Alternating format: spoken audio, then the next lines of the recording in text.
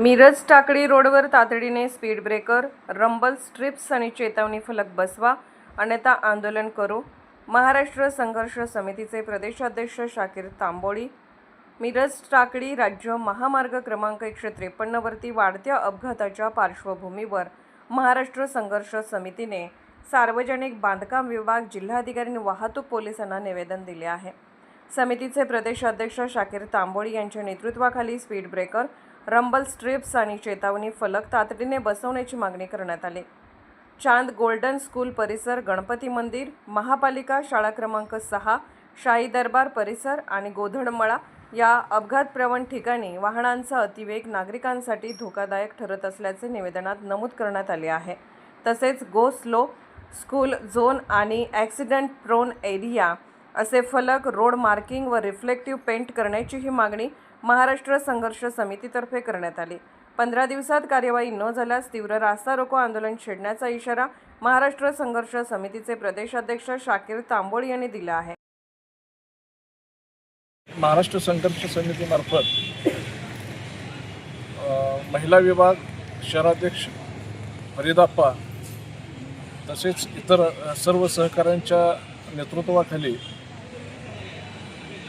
मिरज टाकळी जो रस्ता आहे, राज्य महामार्ग क्रमांक 153, या रस्त्यावरती प्रचंड अपघाताचं प्रमाण आहे आणि हे एकदा का अपघात झाला की तिथं डेथ ही फिक्स आहे. असा हा गंभीर प्रश्न असताना अपघात रोखण्यासंदर्भात प्रशासनाकडून कोणतीच कार्यवाही झाल्याची दिसत नाही. आणि आज इथले जे एक्झिक्युटिव्ह इंजिनियर आहेत मिरजकर साहेब, यांच्याशी बोलल्यानंतर त्यांनी तर पूर्ण हतबलता दर्शवली की आम्ही रंबलर्स मारलेले आहेत, जे स्थानिक लोक त्या रंबलर्सला विरोध करतात, हा रस्ता स्ट्रेट आहे, आम्ही यामध्ये आणि काय करू शकतो. म्हणजे एका प्रशासनिक अधिकाऱ्याची हतबलता ही निश्चितच त्यांचं अपयश आहे. मुळात सर्वसामान्य नागरिकांना तांत्रिक गोष्टी समजत नसतात. त्यांनी याचं ज्ञान घेऊन अपघात रोखण्यासंदर्भात काय उपाययोजना केल्या गेल्या पाहिजेत हा विचार करणं गरजेचं आहे. आमची विनंती आहे की त्यांनी आणि वाहतूक पोलीस अधीक्षक जे आहेत त्यांनी एकमेकाचं कोऑर्डिनेशन करून आम्ही दिलेल्या मागण्या पूर्ण केल्या पाहिजेत. ते अपघातप्रवण जे क्षेत्र 5-6 स्पॉट आम्ही त्यांना सुचवलेले आहेत, या स्पॉटवरती जे काही प्रोव्हिजन करता येईल ते त्यांनी प्रोव्हिजन करून ॲक्सिडेंट थांबवले पाहिजेत, अपघात थांबवले पाहिजेत.